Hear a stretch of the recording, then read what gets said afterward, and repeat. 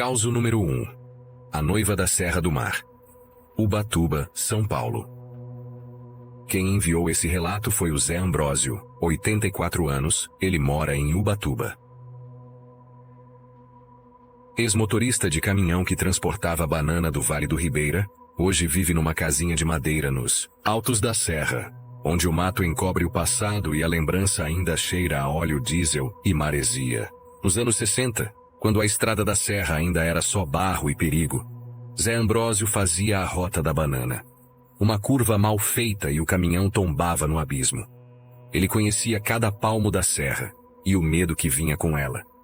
Certa noite, voltando de Santos sob um nevoeiro espesso, Zé viu uma moça de vestido branco pedindo carona no alto da serra, perto da Pedra do Jacaré. Ele parou e ela entrou muda, sentando-se no banco do passageiro.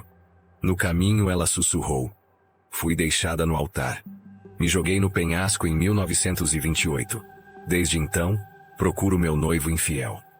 Zé ficou paralisado. Quando olhou para o lado, ela tinha sumido, restando apenas um buquê molhado no banco. Disse que quem vê a noiva, perde os freios logo adiante. Zé, por milagre, conseguiu parar o caminhão depois que o motor apagou. Ao descer, viu marcas de pé molhado na lataria. Essa história é conhecida em todo o litoral norte paulista. Há cruzes na beira da estrada onde dizem que a noiva apareceu. Dizem que até hoje ela caminha por ali, esperando o noivo, ou quem se pareça com ele. Mesmo velho, Zé evita passar por ali de noite. "Uma vez basta", ele diz. A lembrança da mulher, branca, do cheiro de flor molhada e da névoa gelada nunca mais saiu dele. Vários motoristas dizem ter visto a mesma mulher, na mesma curva, sempre vestida de noiva. Um deles jurou que ela sorriu antes do acidente fatal que ele quase sofreu. Se algum dia tu subir a serra e der carona para uma moça de branco, não olha para ela. Não fala, só reza.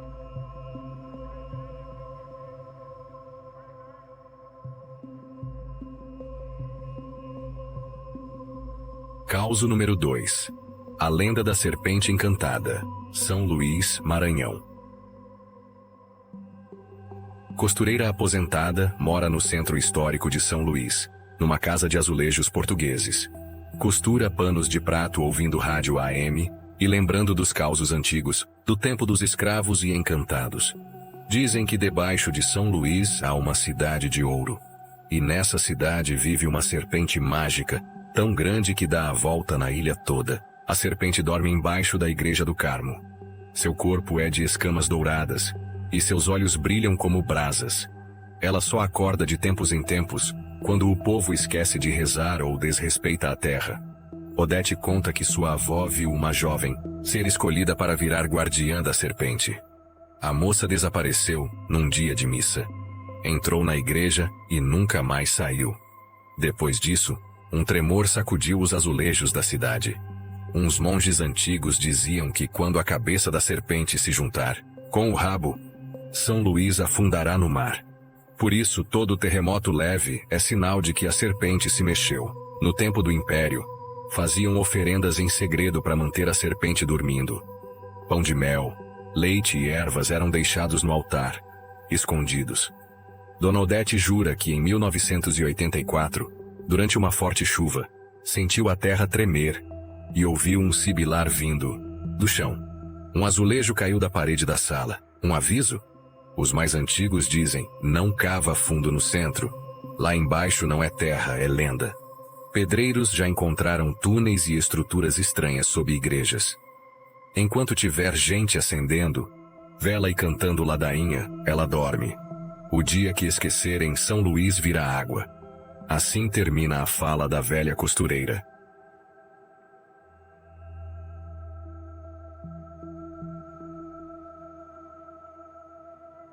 Causo número 3. O menino da capa preta. Garanhuns, Pernambuco. Enviado por seu Egídio, 87 anos. Ex-professor primário, mora numa casa de taipa restaurada na zona rural. Gosta de contar causos para netos enquanto toma café com rapadura sentado na varanda. Nos anos 40, uma figura estranha apareceu em Garanhuns. Um menino sozinho com uma capa preta andando descalço pelas ruas ao entardecer. Diziam que bastava ele olhar para alguém e murmurar 3 palavras, e a pessoa ficava muda, doente ou até morria. Ninguém sabia de onde ele vinha. Na escola onde seu Egídio lecionava, o menino apareceu um dia e ficou na última carteira. Não falou, não escreveu, só observou. Na semana seguinte, 3 professores adoeceram do nada. Uma benzedeira disse que ele era um enviado, uma entidade ou coisa pior. Ela acendeu 7 velas na encruzilhada e o menino desapareceu, por um tempo. Dizem que ele voltou anos depois do mesmo jeito. Menino, capa preta, olhos fundos. Só que agora, deixava pegadas, queimadas por onde passava. Na zona da mata, os velhos contam que ele é o guardião da palavra dita à toa. Quem jura falso, mente ou calúnia, atrai o menino da capa preta. Seu Egídio viu algo estranho em 1961. Um vulto de criança com capa no fundo do quintal. Na manhã seguinte, a galinha morreu seca, com os olhos abertos. Era ele. Sussurra. Não pronuncie mentira em vão. E se vir um menino de capa no entardecer em Garanhuns, não olhe 2 vezes.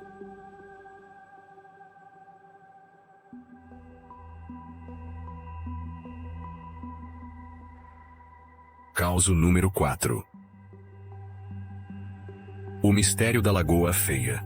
Campos dos Goitacazes, no Rio de Janeiro. Enviado por Dona Jacira, 90 anos. Parteira aposentada, mora no interior de Campos, entre plantações de cana e histórias de visagens que fazem a noite gelar, mesmo no calor do norte fluminense. Chamam de Lagoa Feia, mas não é só pelo nome. Desde o tempo do Império falam que ali tem algo enterrado. Ou alguém. Nos anos 30, Dona Jacira escutava do pai que ninguém devia andar de barco na lagoa após o pôr do sol. Um barqueiro aparece do nada, oferece travessia, mas quem aceita nunca mais volta. Pescadores já relataram ouvir gritos de mulher vindos das águas.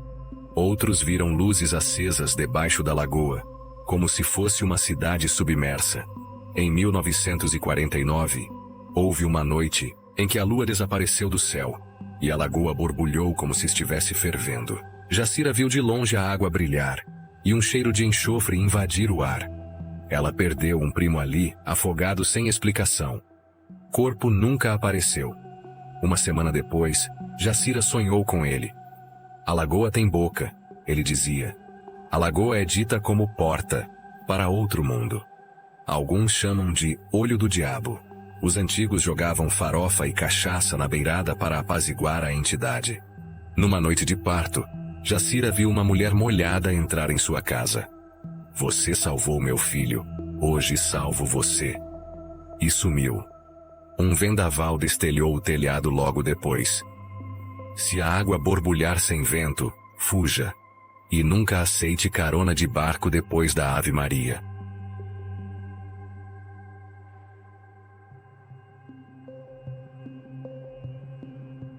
Causo número 5. A noiva da Lagoa dos Barros Osório, Rio Grande do Sul. Esse causo foi enviado por Sebastião Antunes, 79 anos. Seu Sebastião foi pescador por mais de 50 anos na região do litoral norte gaúcho. Homem calado, mas cheio de histórias.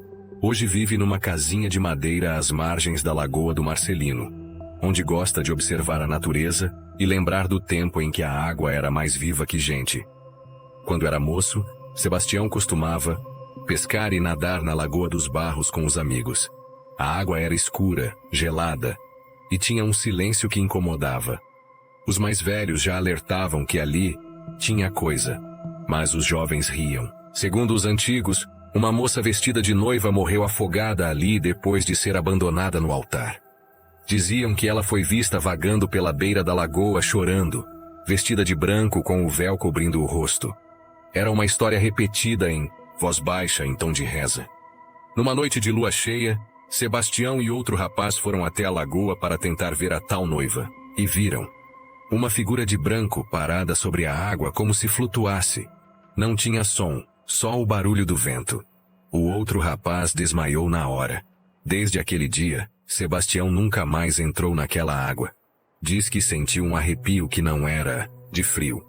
Outros pescadores contaram que viram a mesma mulher várias vezes, sempre perto das margens, sempre à noite. O mais estranho é que, ao longo dos anos, a lagoa teve vários desaparecimentos inexplicáveis. Gente que nadava e sumia sem deixar rastros. E todos, segundo os moradores, nos arredores do mesmo ponto onde a noiva foi vista. Até hoje, algumas senhoras levam flores e velas para a beira da lagoa. Dizem que é para acalmar a alma dela.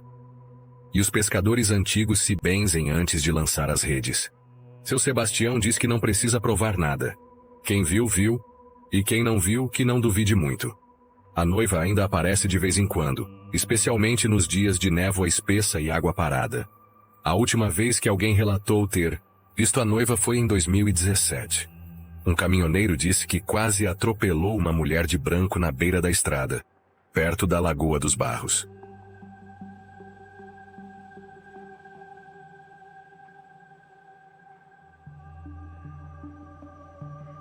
Caso número 56. A menina da estrada de Quixadá, no Ceará. Enviado por Dona Lourdes Ferreira, 82 anos. Dona Lourdes é rendeira aposentada e vive no sertão central do Ceará. Mulher forte, devota de São Francisco, cresceu ouvindo histórias da Serra e jura que algumas são mais reais que muita gente viva por aí. Na estrada de Quixadá para Banabuiú, há um trecho conhecido por acidentes estranhos. Desde os anos 60, motoristas relatam ver uma menina vestida de branco pedindo carona. Dizem que a menina morreu ali, atropelada quando fugia de casa. O pai não aceitava que ela quisesse casar com um rapaz pobre. O luto foi tão pesado que a alma dela nunca descansou. Em 1982, um caminhoneiro chamado Jorge contou que viu a menina pedindo carona. Ele parou, abriu a porta e ela desapareceu. Teve febre alta por 3 dias seguidos. Alguns motoristas começaram a andar com terços pendurados nos retrovisores.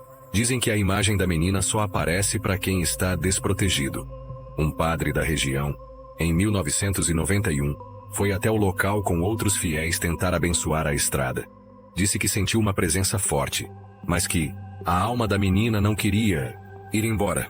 Ainda hoje moradores dizem que ela aparece com os cabelos no rosto, descalça, e andando sozinha no escuro. Às vezes chora, às vezes sorri. Dona Lourdes diz que nunca mais pegou estrada à noite. Prefere ir para o centro de manhã cedo. O que não se vê, a alma sente, diz ela. Ela termina seu relato dizendo: se um dia estiver passando por Quixadá e ver uma menina de branco na beira da estrada, não pare, só reze.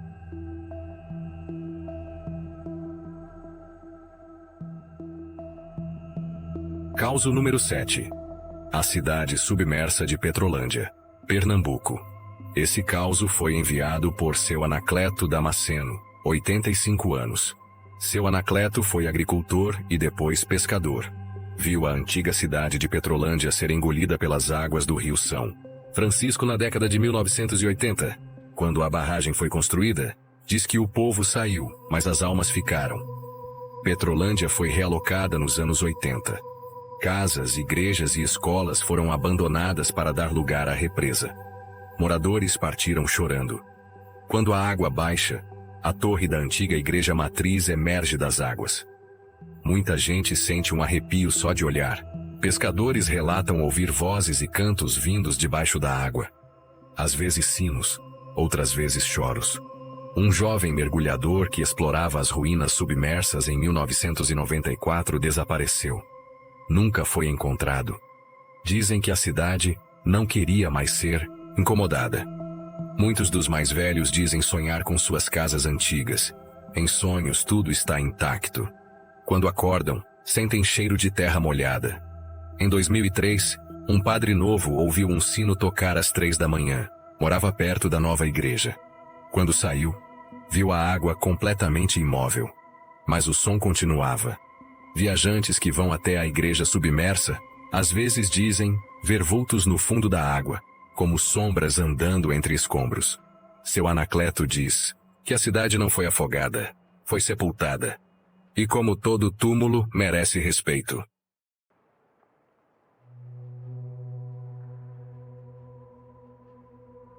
Causo número 8. A loira do banheiro de Curitiba, Paraná. Relato enviado por Dona Yolanda Ribeiro, 77 anos. Dona Yolanda foi professora primária por 40 anos. Aposentada, mora com 2 netas e ainda escreve cartas à mão. Gosta de chá de erva doce, detesta quem fala que lenda é bobagem. Desde os anos 70, alunos da capital e do interior do Paraná juram que viram uma loira dentro dos banheiros das escolas, sempre de cabelo molhado, pele pálida, olhos profundos. Diziam que ela foi uma aluna rejeitada, vítima de bullying, que morreu presa no banheiro. Alguns falam que caiu, outros que foi trancada e esquecida lá. Era comum na escola as crianças chamarem a loira dizendo seu nome 3 vezes em frente ao espelho. Muitos se borravam de medo depois da brincadeira. Dona Yolanda mesma ouviu o relato de uma professora que viu o espelho do banheiro embaçar sozinho. Outra viu o chuveiro ligado, sem ninguém. Crianças diziam ver uma mulher de branco parada no fundo do banheiro. Algumas gritavam, outras vomitavam de pavor. Em 1988, um padre foi chamado por pais para benzer a escola estadual de Colombo. Depois disso, a loira sumiu por uns anos. Mas voltou em 1997. A lenda diz que ela vive nos espelhos e que quem a chama abre um portal. Por isso espelhos quebrados são evitados até hoje nas escolas. Dona Yolanda termina dizendo que até hoje, ao entrar num banheiro de escola, evita falar o nome dela. Porque se ela existe, melhor não mexer.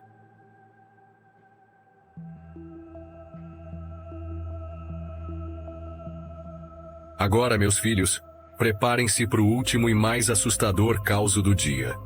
Causo número 9. A maldição de Matinta Pereira, em Igarapé, Miri, no Pará. Relato enviado por Dona Zulmira Ferreira, 82 anos. Dona Zulmira é uma mulher ribeirinha, moradora de uma palafita simples às margens do rio Meruú. Vive sozinha desde que o marido morreu, engolido pelo rio, em 1973. Sempre com um cigarro de palha nos dedos e um terço no pescoço, Zulmira tem fama de saber mais do que fala. Quem vive no mato, aprende a ouvir o que não se vê, costuma dizer. Nos anos 60, a vila de São Francisco do Meruú era um lugar onde o tempo parecia parar. Não tinha energia elétrica. As noites eram escuras como breu, cortadas apenas pelo som dos bichos do mato e do balançar das águas. As famílias viviam em casas de madeira sobre estacas, e toda criança era criada ouvindo. Se ouvir assobio de noite, não responde, nem acende luz. Pode ser a Matinta. Zulmira tinha 19 anos quando escutou pela primeira vez o tal assobio. Era agudo, longo, como se alguém assobiasse com raiva, mas sem boca. A casa inteira estremeceu. O cachorro latiu até vomitar.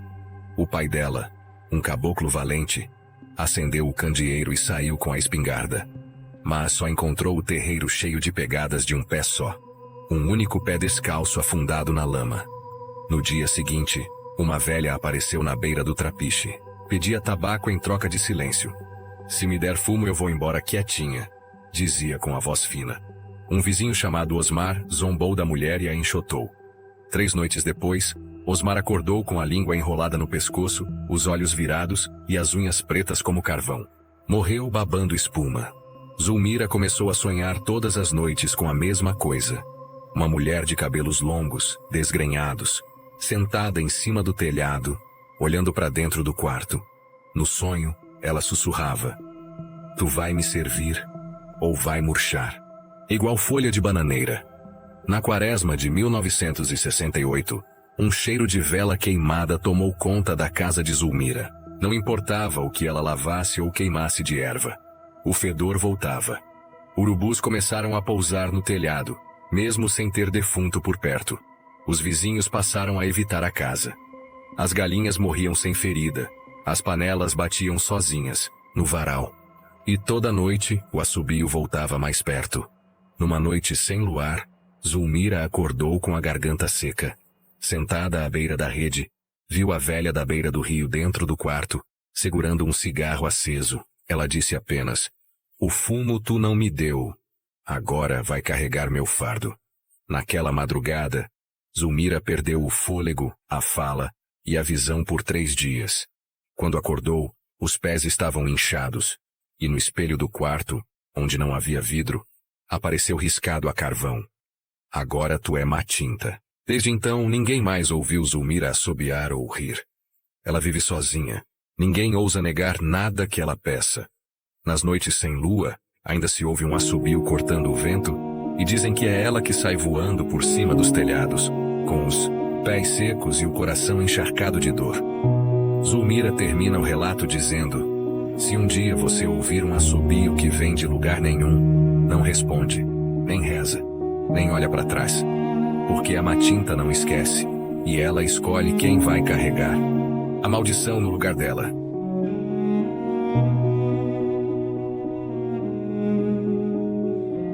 Pois é, essas lendas não estão nos livros, estão nas memórias, nos causos passados de pai para filho, de vó para neto, estão guardadas nos olhos de quem viu e na voz de quem viveu. E você acabou de escutar no V delas, vindas lá do fundo do Brasil. Se arrepiou? Então não vá embora sem deixar teu comentário aqui embaixo.